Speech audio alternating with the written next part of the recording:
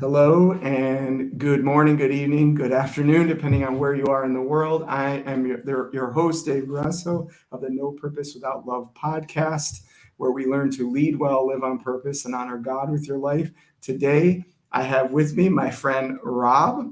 And just to do a quick intro on Rob, for over a decade, Rob has been blessed to impact thousands of lives, helping people overcome their limiting beliefs through coaching and speaking. He currently helps entrepreneurs and business owners with their business growth by improving their brand image and marketing their products and services more effectively. Rob, thank you so much for joining me on the show today.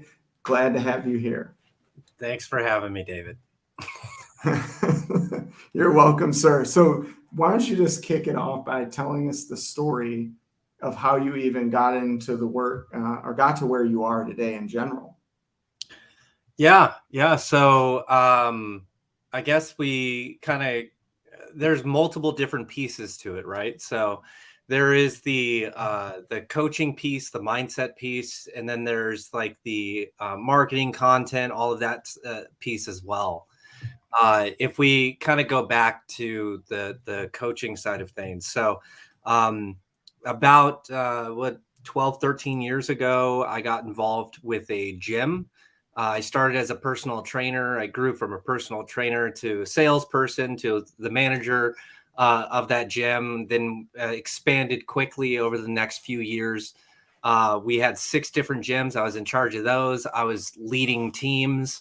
And it was a lot of fun along the way, just helping out with leadership and sales and training and all of that stuff. But what really started to make me interested in mindset and where people are at and how do we change habits and everything like that is I realized that as a personal trainer, you hand people a plan, a program, and I'd hand them a nutrition program. They'd stick to it for about 6-7 days, then decide it's too hard and not do it anymore. And I was just like, man, like what's going on?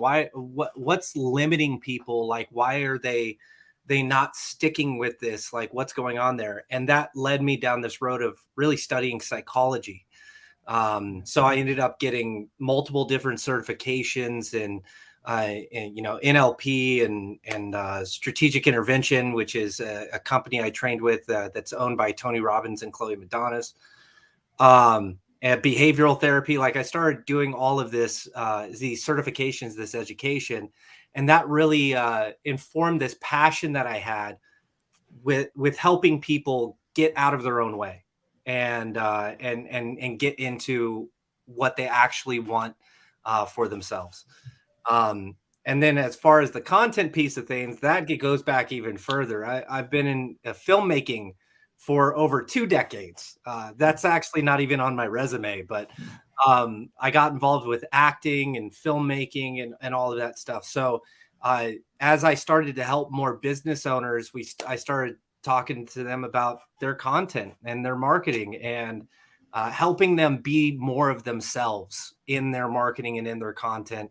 And that naturally progressed over time. And now I'm very blessed to be able to help people do that for themselves and for their business. Yeah, absolutely. I've experienced that with just a couple of meetings with you, Rob. So I'm well aware of what you're able to accomplish. And I think one of the things I appreciate most is the authenticity, and that's what I hear you talking about.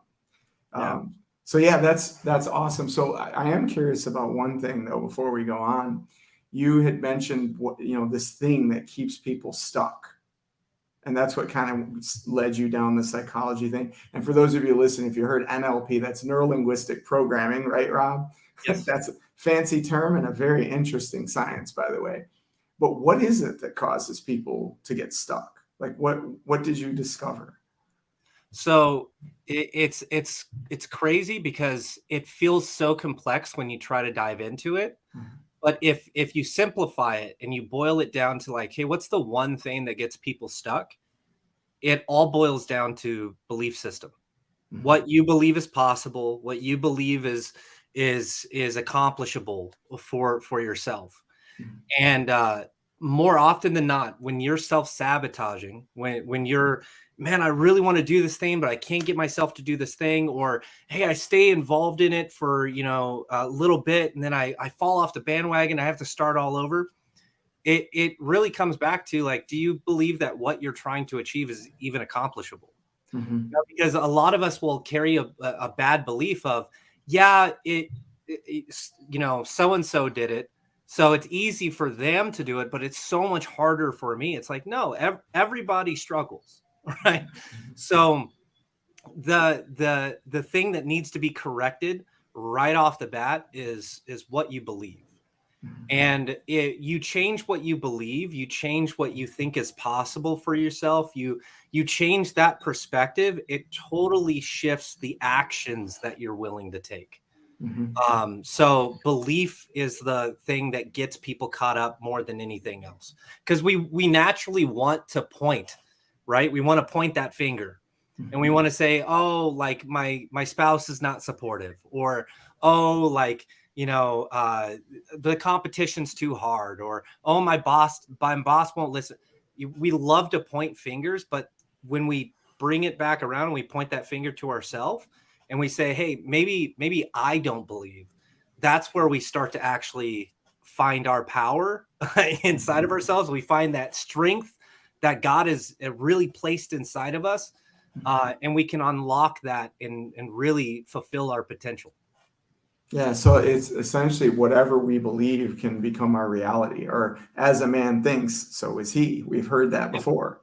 And Yep. so, yeah, powerful. And I think sometimes we're held back just because we don't believe in what we're trying to accomplish, or we don't believe in ourselves. And we can even see a false narrative that's not even there, and Yeah. create a reality maybe that doesn't currently exist from it, which that's the scary side of it. Yeah. Well, and think about it. How easy is it to not take action if you truly believe that it's not even possible for yourself? Right. You know? Mhm. So a saying that I heard a long time ago is, the place you'll find the most unused potential is in the graveyard. Yeah. Where all the goals and dreams and visions go to die. Very familiar with that one. All right, so let's change it a little bit. So speaking of God, like what role has being a follower of Jesus played on your journey so far? You know, the more that I've matured in my faith, the more I understand that none of this is me. Right? So, the biggest change in my perspective of the role that God plays in my life is everything is outside of my hands other than my actions, right? So what I follow through on is the only thing that I can do, and God is going to impact the outcome of that. So it's allowed me to detach my emotional state from the outcome, and therefore I don't have to be desperate because I know my Father's going to take care of me, Mhm. right? Mhm. So you and I were talking about this, Matthew 6, Yes. right? Yeah, That seek whole first. chapter, Yeah. right? And I have it tattooed on my arm, Mm. verse 33, verse 34. I wish I put 34 on my arm as well, Mm. work that into the tattoo. But seek first the kingdom of God and all his righteousness, and all things are added to you. Mhm. Therefore, don't worry about tomorrow, for tomorrow Mhm. brings its own worry. I think for years and years, I really struggled with worrying about every little thing, especially if it was future based. Yeah. How am I going to pay this bill? How am I going to do this? How am I going to grow my business? How am I going to do that? And the more that I've matured in my faith, the more I've scaled that back and just said, like, Lord, I don't know, our nation might fall tomorrow, and Mhm. I can't possibly prepare for that. So the future is in your hands, Lord. I'm just going to do what I can today. I'm going to take the actions I can today. And as I move this direction, Lord, bless it or cut it off. Mhm. Right? Yeah. Like my life is in your hands. So Yes. Mhm. that's dramatically impacted how I interact with people, how I treat and serve clients. It's impacted everything. Yeah. So we have somebody that replied, Melanie says that the age of our faith plays a big role. And so I think what she's talking about is sort of as we mature in our Yeah. faith, it definitely changes perspective. I have to agree with that statement in my Yeah. own experience. I would say the age of your faith plays a big role. The depth of your faith plays a big role as Mm, well. Because I mean, like, think about how we're supposed to be. The Bible says that we should be like a child, yeah. right? And just Yeah. in awe and wonder, Mhm. right, of what Mhm. God does for us, and what, how he can command the mountains to move. Like, Mhm. so there's nothing that's outside the realm of possibility for him. Therefore, if I'm his child and he's taking care of me the way Matthew Mhm. 6 says that he will take care of me, I have nothing to worry about. Yeah. I just have to do what's right in my father's eyes. Yeah. And to go along with that too, is like I've often said the same thing. It's not about me, it's about God. But I also think it's about who we become in Hmm. the process, because all of these things are meant to shape us and conform us to a certain pattern of who he is so that we can reflect that.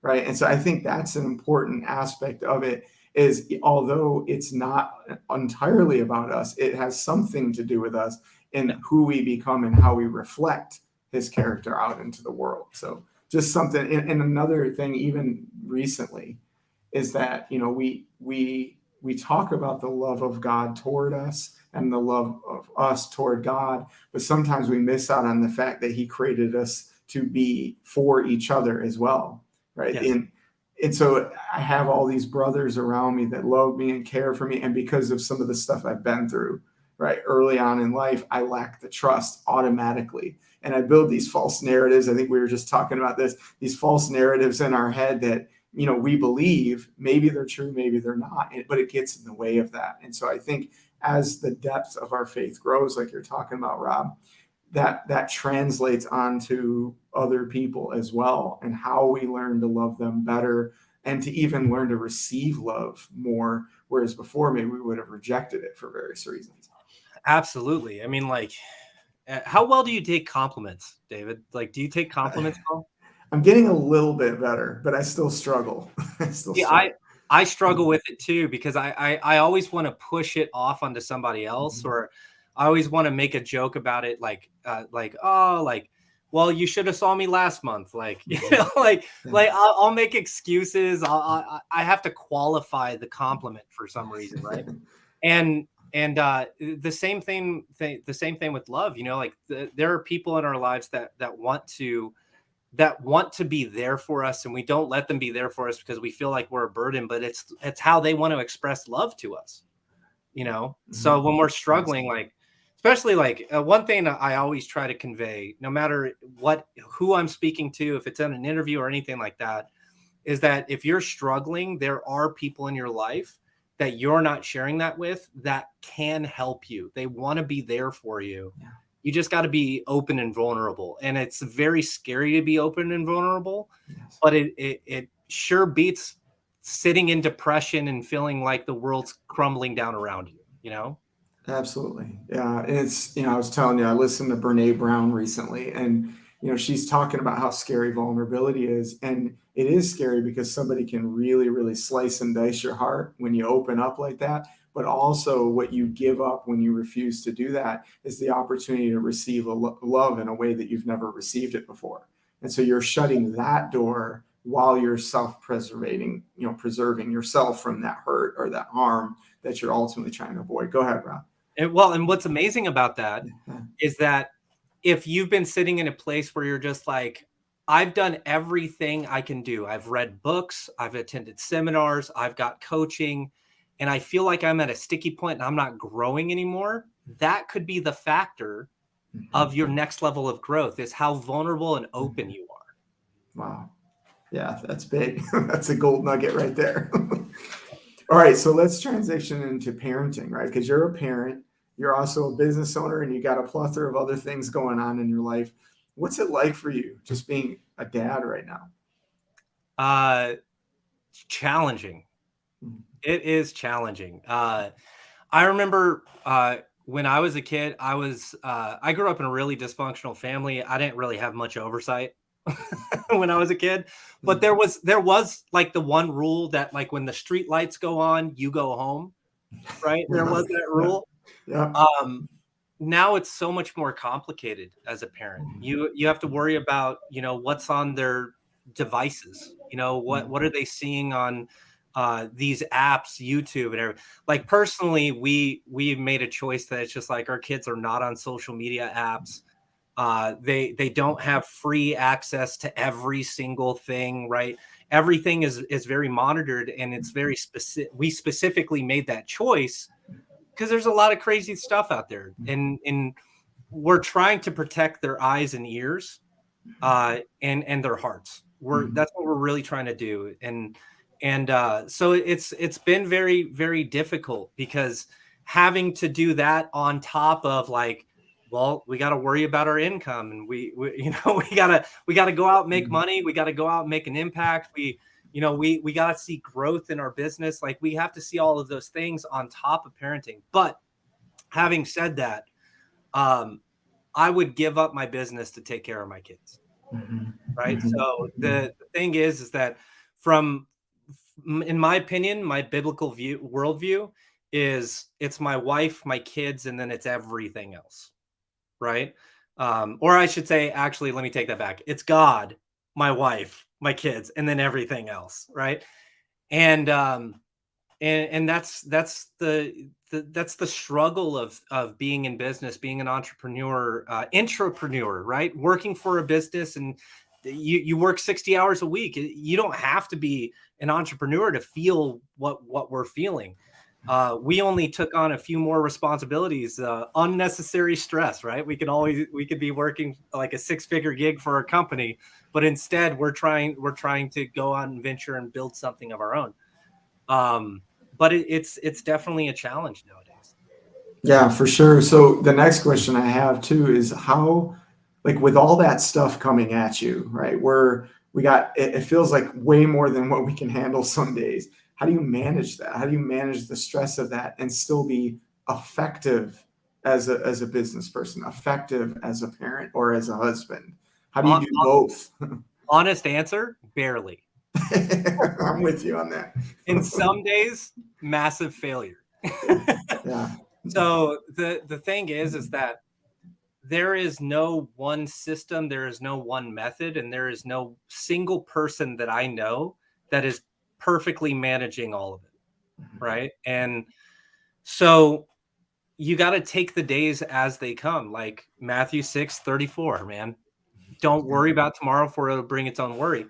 It's like if I'm worried about sales calls that I have tomorrow, then I'm not being present with what I need to do today, right?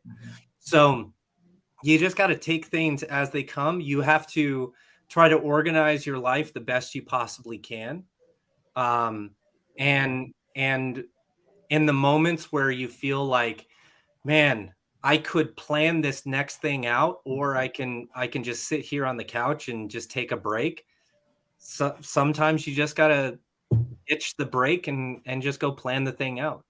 So some days are easier than other days, and other days feel like impossible mountains. And then there's days like right now, right? Or there's moments like right now where it's just like I'm just having a conversation with one of my new good friends, and we're gonna have fun. We're just gonna have fun with this conversation.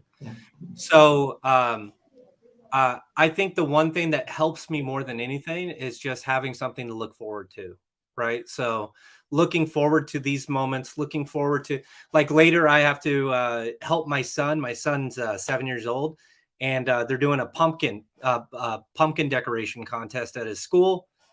I get to help him decorate that pumpkin later, right? So just looking forward to spending that time with my son and helping him do that. So having those things to look forward to, having those events or those moments to look forward to, they help you get through the times where it feels like everything's piling on you. Yeah, I hear the 2 G words in there: grace and gratitude. Right? Yeah. You have this certain gratitude that I hear you communicating about what's coming and what you're currently experiencing. And Yeah. you're giving yourself grace or compassion or self-compassion because you're allowing yourself to have those bad days. You're allowing yourself without beating yourself up. And here's the key thing too that I want folks to hear. When we put ourselves under such a critical amount of pressure like that, we tend to do it outwardly too. Right. And so when we find ourselves getting critical of others, check your own self-compassion, and vice versa. When you're struggling to give yourself compassion or grace, think about how that's affecting those around you, because it never just stops with us. When we're having those hard days, it never just stops with us. It usually has a domino effect on others around us, and especially those closest to us, your wife, your kids. They're going to feel it first before anybody else. Yep, absolutely. Like, we have to, I always use this analogy because I think it's such a good visual analogy. Like, we try to, we tend to think and we try to keep our stress in a box, right? And we say, oh, this is the box of work, right? And then everything going on with family, we keep it in that box. Hey, this is family, and this is hobbies, and this is that, and this is that. But think about all these boxes like shoe boxes, and you're filling them with water. How long is it before the walls of that box, disintegrate, right? And the water comes flooding out and everything gets mixed up already. So whatever you got going on inside is going to show outside.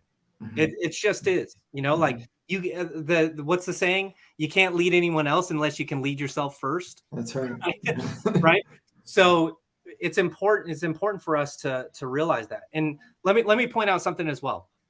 2 years ago, the whole grace factor, the gratitude factor, I've always been a person that expresses gratitude, because growing up the way I grew up, in a super dysfunctional family filled with abuse, alcoholics, people in and out of jail, so on and so forth, right? I was the neglected kid in that mess, right? And growing up, so every time something is good in my life, I'm super grateful for it. The grace for myself, I mean, like, I've only improved that over the last couple of years, because I am naturally very hard on myself, much harder. Like, someone can say the harshest thing to me and I'm like, dude, that didn't even compare to what I say to myself. So that's only been a progression. I've only gotten better at that over the last couple of years. So I'm only a step or two ahead of the person that hasn't figured that out yet. Yeah, and I think that's a struggle for a lot of us, right? Is, really giving yourself that same self-compassion that, and here, that's another thing I'll add is, like, I think when we've experienced that, because I experienced some things too when I was younger, it's easier for us to give it when we are the ones who never received it. That's also true. And that's what I hear you saying. So you brought up, actually, one more thing, and I just like to point this out because I love this quote. Albert Einstein said, "You wouldn't judge a fish by its ability to climb." Right. Right. I like that. A lot of the times we give ourselves such a beating over something that we're not good at, we're not competent in, right? So it's important for us to realize that, there's going to be areas in our life that we want to improve, but there's a lot of work that needs to go into that, and that's okay.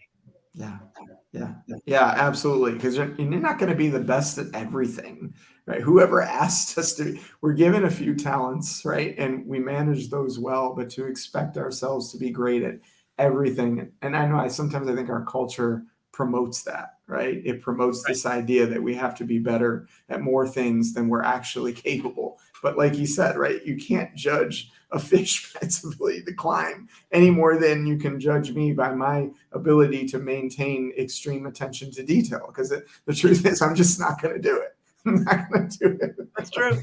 That's me too, man. I've been called aloof more times than I'd like to admit. So going back to the subject of leadership, right? Because that's one thing all this has in common: parenting, business ownership, whatever, right? Why is leadership important in all of this? Man, leadership's important. If you are the one steering the ship, the people that are on the ship need to trust in where you're taking them, right? So let's actually talk about this in segments. Leadership in business is vitally important because people will only do so much for their pay, right? Yeah. But they'll do so much more for purpose. So That's good. being a good leader is conveying that purpose often and living out that purpose publicly. Right? So that's what it takes to be a leader in business. When we're talking about leadership and parenting, who you are is who your kids will become. Scary thought. Right? Or maybe exciting for some. This is real talk. Like, like here's the thing. Whenever I see something in my kids I don't like, I go, that's probably me. Yeah. That's probably me expressed in I had those moments. Right? Like my daughter, like I have two gears. Let's get super serious and deep, or let's laugh about everything and anything, right? And so I see in my daughter, when we're trying to have a serious conversation, her making very sarcastic jokes. And I'm like, that's me. That's me right there, man. Like I can't avoid it, man. Like I got to look right at it. Should learn from the best. Learn from the best. And guess what? She's on point. She's funny. I'll get out, dude. So, watching my kids realizing like, hey, they're going to do what I do. They may not think what I think or believe what I believe, because I can't get that in depth with my children, right? But I can act out my beliefs, and I can act out what I think is the right thing to do. One thing that my kids realize, and this is a rule I have in my house, is like, hey, if you get in trouble, it's one punishment. If you lie to me, it's 10 times worse. Yeah.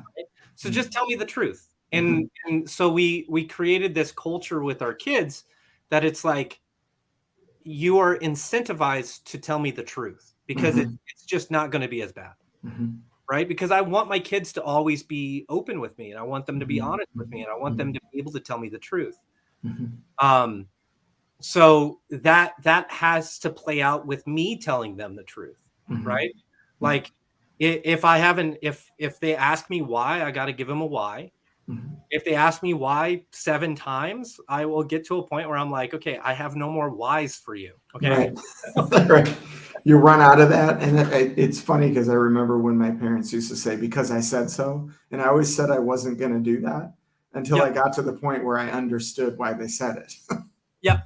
Like I'll be pretty gracious about the first 1 or 2 whys. And then it's just like, okay, because dad wants it this way. And if you keep asking me why, it's just going to get worse for you. So just go with it, dude. Yep. Absolutely.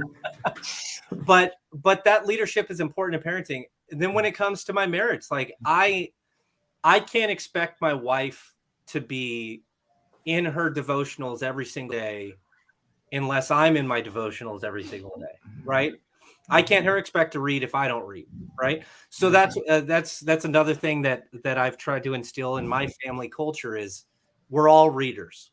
Like it doesn't matter what you're reading, but you're reading. And so dad constantly, I have like 8 books on my desk. I have bookshelves in my dining room. I have books everywhere, all over the house. And my kids can regularly witness me reading books, reading the Bible, the most important book of them all.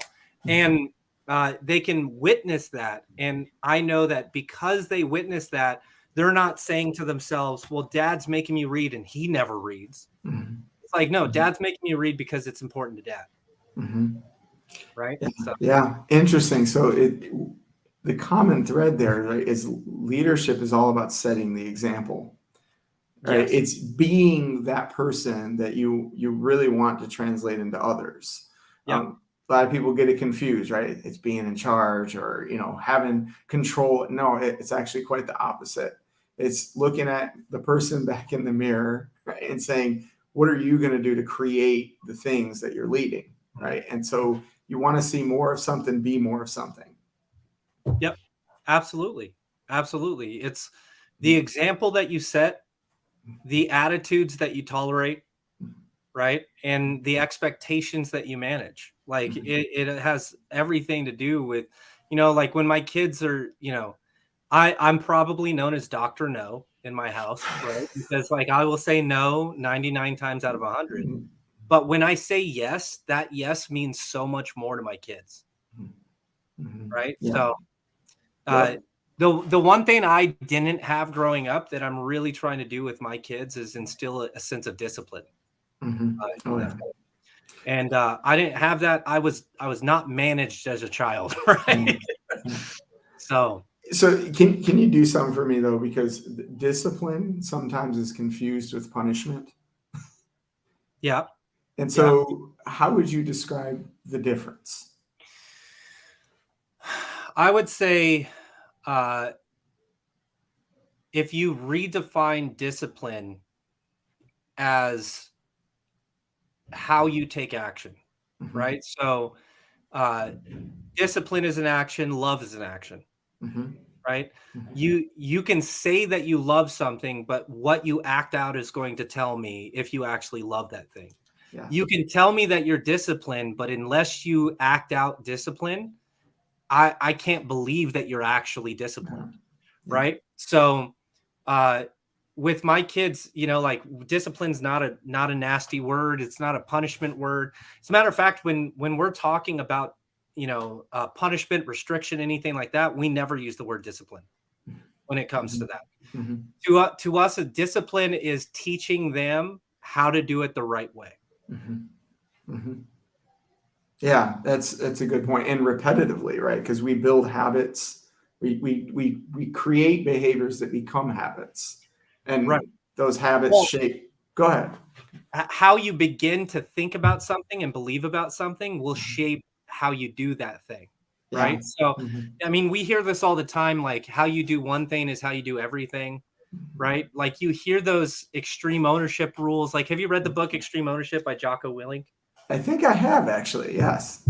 It's a fantastic book, Mhm. but I think people that are hardcore personal development, they're just like, "Oh, I got to own everything." It's like, Mhm. no, you have to own what you're responsible for, Right. you know? And then whatever you're not responsible for, you don't set out blame, you set out to solve the problem, Yeah. right? And it's really that simple. So when I'm looking at my kids, like even I'm doing homework with my son, right?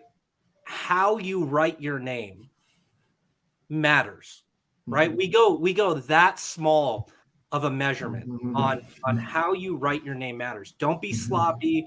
Don't be apathetic. Oh, my name's Luke. It's just like take pride in your name. Like son, we gave you that name. Like but it's like when from the way you write your name to how you read the book, like Mhm. if you're in it and reading the book, like all of that matters. And so that's kind of what we're really trying to set with our kids. It's like how you treat people matters, how you interact matters, the actions you take, how much you put yourself into a thing. We never reward the outcome, we reward the effort. Yeah. Ah, So nice. That's good. Reward the effort, not the outcome. my daughter's straight A's all the time, Mhm. Mhm. right? And I make it a point that when she hands us a report card and straight A's, I go, of course you had straight A's because you put in the work, Mhm. Mhm. right? Mhm. So from the onset with my daughter, we tried to do that. So when my son came into the picture, it was just routine for us. Mhm. Yeah, that's good. I've actually heard that before, and it caught me off guard because we're so used to rewarding the outcome, and we witnessed that growing up. But it's true; it's the effort that really makes all the difference in anything. If you reward the outcome, let's say that you're in a foot race with Usain Bolt, right? Mhm. If you only reward the outcome, you'll never feel good in a foot race against Usain, That's right? a good point. So, but if you focus on the effort, like dude, I almost had a heart attack. I gave everything I could to try to beat Mhm. him, Mhm. right? I did everything I possibly could, and I should feel good about that. Mhm. So you detach the emotion from the outcome. Mhm. So I'm a very competitive person. Of course, I want to win, Mhm. but when I lose, I want to lose graciously, Mhm. right? And if I focus on my own effort, all I can blame is my own effort, not the outcome. You know, so when kids get that, the confidence in my children is astounding. Sometimes I'm like, do I need to like make fun of them a little bit to bring down that confidence? Like, what do I need to do? Because sometimes they're way too confident. but all in all, like I like that they have that confidence because they're not afraid to try things. They're not afraid to do things. And when they do things, they just lean into it and they put their full selves into it. Yeah, it kind of makes me think of something I heard. It usually is in a different context, but I think it fits here. The grass is always greener where you water it. I heard that recently, and I was like, "Oh, that's good." So, in essence, wherever you put the most effort in, that's where your proverbial green grass is going to be the greenest. Well, and I'll even add to that. It's not just about water, right? The grass is always greener where the most crap has been spread. Yeah, I love that. Right? Yeah. So sometimes like and really like I thought of that one day because I was just like, all the crap that I'm going through, what's the point of me going through this? And I realized like, dude, just like being in the gym and lifting weights, the more repetitions and the more volume that you get doing that thing, the stronger you'll ultimately be. Right? There's a rule about in bodybuilding, and it's called and the rule is time under tension. The more time under tension you can get on your muscles, the more growth you'll actually see from those muscles. Right? Of course, you need to rest and recuperate and all of those things, but I'm talking about workouts specifically. And when I realized that, I realized, man, the grass is green where you water it, but sometimes where the most crap is, you'll see the most growth. Yes. So it's okay to go through those times where it feels like everything's piling on, because ultimately, we were talking about this too. Another saying I have is when something goes wrong, man, that just made my story better. Yeah. I've actually shared that with several people since then. and it's true, man. Like no matter what goes wrong, it's just like that's ultimately going to make my story better. I don't see it right now, but in retrospect, I'll see it. Oh yeah. So Soren Kierkegaard, life's Yeah. better understood backwards. Absolutely. Yeah. All right. So two questions so we can wrap up. First thing is, like, if you had a chance to start over and go back in life, like what would you say to your younger self if you had to start over? I would give my younger self two pieces of advice. And I think the first piece of advice would be not everyone has to like you. It's okay just to be you. Right? It took me a long time to recognize that I don't need anyone to like me, because the fact is that I live by principles, and those principles guide my life, and someone's opinion of me should not change that. That's good. The second piece of advice I'd give myself is have fun. That's a big one. Because the thing is like I've spent so many days, weeks, months, years just worrying, stressed out, feeling depressed, overwhelmed, anxious, all of the quote unquote negative emotions that we go through. And the times in which I struggled the most, it's almost like I forgot how to have fun. Right. And I realized that I'm not I'm a person that performs well under pressure if and only if I'm having fun. The minute it becomes like I have to do this, like for my family name or something, whatever it is, right? Changes the dynamic. It changes the dynamic. There's no amount of pressure that can get to me if I'm having a good time. Yeah, that's a good point. Yeah, so have fun. I find the same thing to be true, Rob. Even recently, I was thinking to myself, I used to get excited about these things things that currently I'm kind of just missing altogether because the stress and overwhelm and things like that. So yeah, it's important to have fun. And if you're unable to, even pause, take a break maybe, or cut back on some of the stuff that's causing you to not be able to step back and enjoy things. Yep. All right. So I have one question, but one more question before I get to that, I just want to say thank you, Rob. I always love your wisdom and the things that you share. This has been an awesome conversation. So thanks for joining me today. Hey, thanks for letting me talk. You know, my wife will tell you that I love to do that. So. Mine would say the same thing. Go figure. All right. So how can people reach you and for what specific services? So right now, like I mentioned before, I'm really helping people reshape their own image from the inside out, right? So anyone that's really struggling with, putting themselves out there, telling their story, how do you approach telling your story? Like, how do you share this online? Like, social media is all a highlight reel. Like, do I have to share? Like, what do I share there? Right. You and I had already had this conversation, right? So helping people reshape their image and really project their authentic self and tell their story. So that's primarily what I help people do. And you can find me everywhere, Rob Duhaime. I think on Instagram, it's rob.duhaime. On LinkedIn, it's Rob Duhaime. You can find me everywhere at Rob Duhaime. Or at the very least, just you can go to my website and sign up for a free consultation call with me. That's robduhaime.com. Awesome. Well, thank you, Rob. And thank you guys so much for being with us and watching or listening today. But truly appreciate being your host. Remember to lead well, live on purpose, and honor God with your life. And remember to subscribe or follow this podcast if you're enjoying listening. Have a great day. And thanks again, Rob. Hey, thank you. Bye.